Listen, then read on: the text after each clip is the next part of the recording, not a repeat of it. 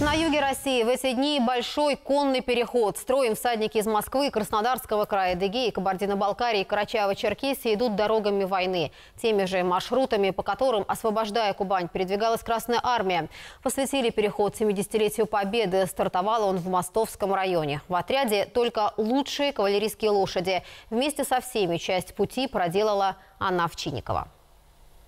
Этого блондина зовут Алмаз, и он дороже многих алмазов. Но все, что ему нужно – несколько килограммов овса. В этот раз у него двойная порция завтрака. Надо набраться сил, дорога будет дальней. Ну, мы кормим, значит, за 2 часа до выезда овсом. Вот. Или цельным, или плющенным. Этому жеребцу повезло еще больше. На дорожку ему дают десерт, конфету. О, как от него теперь запахло-то. Лакомство жеребец по прозвищу «Мальчик» давно заслужил. Иди сюда. Чемпион России во время международных конных игр прошагал по Франции 1300 километров. И все благодаря своей родословной. Лошадь кабардинской породы самая выносливая во всем мире. Это самая лучшая результативная порода в кавалерии времен Великой Отечественной войны.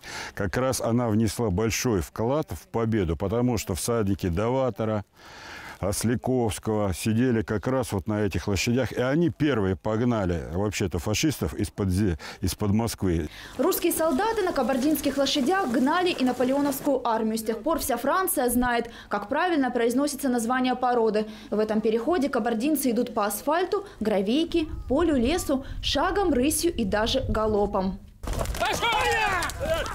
Лишь несколько минут на отдых, чтобы освежить лошадей, всадники идут по местам сражений, по маршруту Красной Армии во время Великой Отечественной войны. В седле казаки – русские, адыгейцы, кабардинцы, черкесы. Они часть большой российской истории и пример дружбы народов.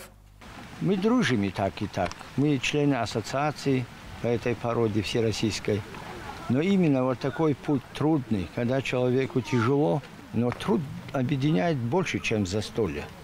Всадников конного перехода в районах встречают торжественными митингами и вместе с ними вспоминают тех, кто воевал. Вы знаете, хочется, чтобы именно в сердцах нашего подрастающего поколения, ну и в принципе всех жителей нашей страны сохранить вот эту память и культурное наследие нашей Родины.